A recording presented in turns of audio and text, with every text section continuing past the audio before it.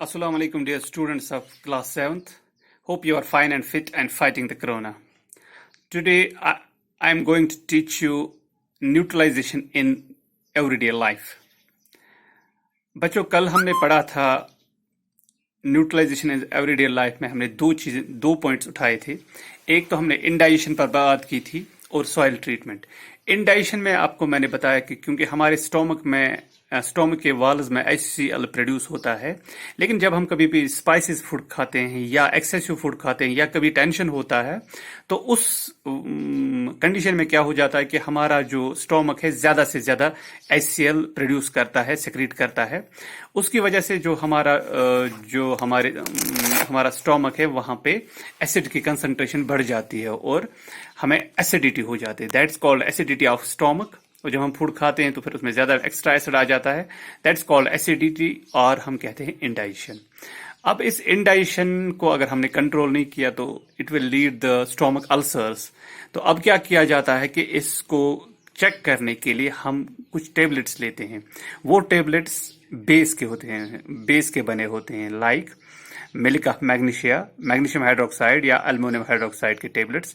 ये क्या करते हैं, ये इस जो एसिड की मकदार ज्यादा हुई होती है ये इसको न्यूट्रलाइज करता है। तो इस तरह हम जो हमारे स्टोमक में वो बर्निंग फील होती है तो अब वो नहीं होती, तो वी विल फील रिलैक्स। दूसरी बात हमने कहा था सॉइल ट्रीटमेंट। मैंने आपसे कहा कि जब हम एक्सेसिव यूज ऑफ फर्टिलाइजर्स करते हैं तो फिर ये जो है सॉइल धीरे धीरे एसिडिक होना शुरू हो जाती है। और कभी कभी ऐसा भी हो जाता है जो हमारे हार्वेस्टेड क्रॉप होता है उसके जो रूट्स होते हैं अगर वो जमीन में ही रहे और डिके हो जाए तो उसकी वजह से जमीन की जो फर्टिलिटी वो चली जाती है, वो एसिडिक हो जाता है। तो ऐसी हालत में क्या करते हैं, हम ऐसे जमीन को फार्मर्स स्प्रे करते हैं कैल्शियम ऑक्साइड जिसे हम क्विक लाइम कहते हैं और कैल्शियम हाइड्रोक्साइड जिसको हम स्लैक लाइम कहते हैं। ये दोनों केमिकल्स सॉइल की जो एसिड्स को उनको न्यूट्रलाइज करता है।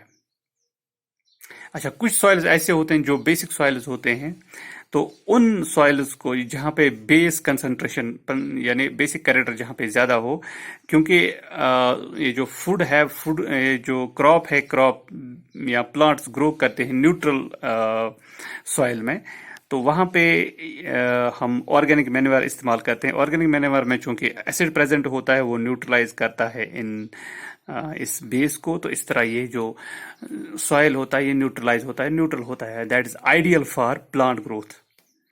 तो ये दो हमने कल पढ़े थे। आज हम बात करेंगे तीसरी बात जो न्यूट्रलाइजेशन हमें in daily life, stinging of ants and bees. आपको पता है कि ऑन्ट्स एंड बीज जब हमें स्टिंग करते हैं तो फिर वो इंजेक्ट करते हैं formic acid in our body. हमारी बॉडी में वो फॉर्मिक एसिड इंजेक्ट करते हैं। उसकी वजह से क्या होता है कि पेनफुल इरिटेशन होती है, हमें वो पेन होती है और इरिटेशन होती है, और जहां पे वो इंजेक्ट करते हैं वहां पे स्वेलिंग भी होती है।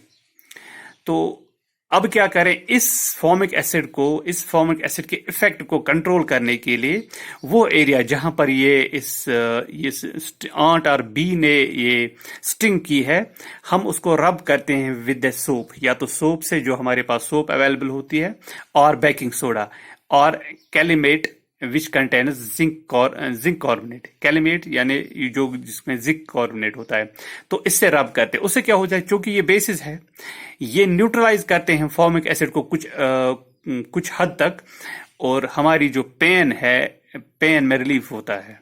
हम ये नहीं कहते कि इससे कंप्लीट वो ठीक होता है, लेकिन हाँ, रिलीव द पेन, तो कुछ हद तक ये उसको न्यूट्रलाइज करता है और पेन जो होती है उसमें रिलीफ हो जाता है। तो ये तीसरी कंडीशन है।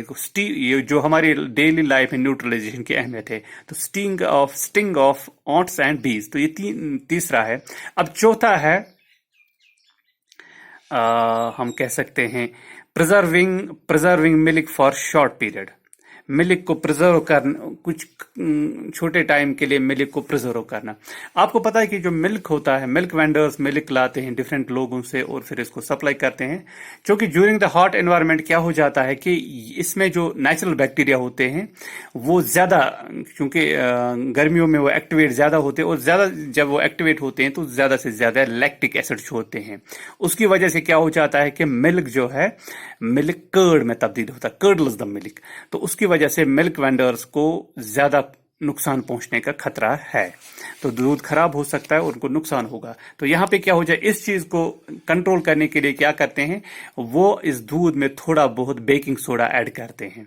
उससे क्या हो जाता है, बेकिंग सोडा लैक्टिक एसिड और को न्यूट्रलाइज करता है और मिल्क जो है वो कर्डल नहीं होता। तो इस तरह कुछ टाइम के लिए ये जो मिल्क वेंडर्स होते हैं, कुछ टाइम के लिए इस दूध को खराब होने से बचने के लिए वो क्या करते हैं, वो मिल्क ऑफ मैग्नीशिया का इस्तेमाल, वो बेकिंग सोडा का इस्तेमाल कर सकते हैं, जो इसके लैक्टिक एसिड को न्यूट्रलाइज करता है और मिल्क कुछ टाइम के लिए खराब नहीं, जब तक वो उनके घर, इस दूध को उनके घरों तक पहुंचाए तब तक ये खराब नहीं होता।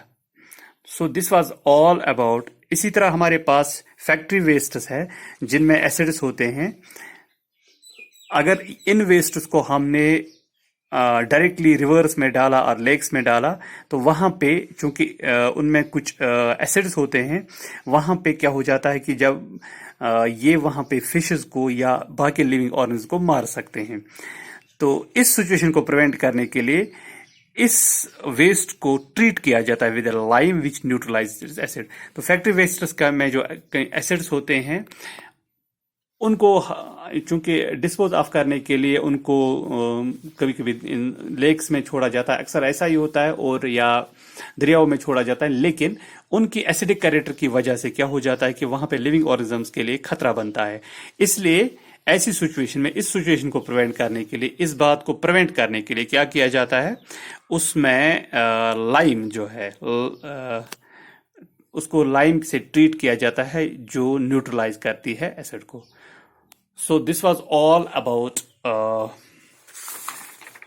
न्यूट्रलाइजेशन इन एवरीडे लाइफ, जिसमें हमने 5 पॉइंट्स पढ़े। इंडाइजेशन पढ़ा, सॉइल ट्रीटमेंट पढ़ा, sting of ant and bees पढ़ा, तो फिर हमने preserving milk for a short period पढ़ा और फैक्ट्री वेस्ट के बारे में पढ़ा।